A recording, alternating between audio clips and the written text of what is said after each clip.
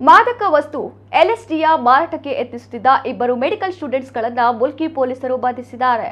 ಹಳೆಯಂಗಡಿಯ ಕ್ರಮದ ಕೊಪ್ಪಳ ಸೇತುವೆ ಬಳಿ ಆರೋಪಿಗಳು ಡ್ರಗ್ ಮಾರಾಟಕ್ಕೆ ಯತ್ನಿಸುತ್ತಿದ್ದಾಗ ರೆಡ್ ಹ್ಯಾಂಡ್ ಆಗಿ ಪೊಲೀಸರಿಗೆ ಸಿಕ್ಕಿಬಿದ್ದಿದ್ದಾರೆ. ಆದಿಲ್ ಮತ್ತು ಮೊಹಮ್ಮದ್ ನಿಹಾಲ್ ಎಂಬಿಬ್ಬರನ್ನ ಸುಮಾರು 78,000 ರೂಪಾಯಿ ಮೌಲ್ಯದ ಎಲ್ಎಸ್ಡಿ ಡ್ರಗ್ ಮಾರಾಟಕ್ಕೆ ಯತ್ನಿಸುತ್ತಿದ್ದಾಗ ಬಂಧಿಸಲಾಗಿದೆ. ಆರೋಪಿಗಳು ಕೇರಳ ಮೂಲದವರಾಗಿದ್ದು ಮಂಗಳೂರಿನ ಪ್ರತಿಷ್ಠಿತ ಮೆಡಿಕಲ್ ಕಾಲೇಜಿನಲ್ಲಿ ಪ್ಯಾರಾಮೆಡಿಕಲ್ ವಿಭಾಗದ ವಿದ್ಯಾರ್ಥಿಗಳಾಗಿದ್ದಾರೆ. ಕೇರಳ ರಿಜಿಸ್ಟ್ರೇಷನ್ನ ಕಾರಿನಲ್ಲಿ ಅನುಮಾನಾಸ್ಪದವಾಗಿ ತಿರುಗಾಡುತ್ತಿದ್ದ ಈ ಇಬ್ಬರ ಬಗ್ಗೆ ಮಾಹಿತಿ ಪಡೆದ ಮುಲ್ಕಿ ಪಿಎಸ್ಐ ಅನಿತಾ ಎಚ್ಪಿ ಅವರು ತಮ್ಮ ತಂಡದ ಜೊತೆ ಕಾರ್ಯಾಚರಣೆ ನಡೆಸಿದ್ದರು. ಈ ವೇಳೆ ಆರೋಪಿಗಳ ಬಳಿ 26 ಎಲ್ಎಸ್ಡಿ ಸ್ಟಾರ್ ಸ್ಟ್ರಿಪ್ಸ್ಗಳು ಪತ್ತೆಯಾಗಿವೆ.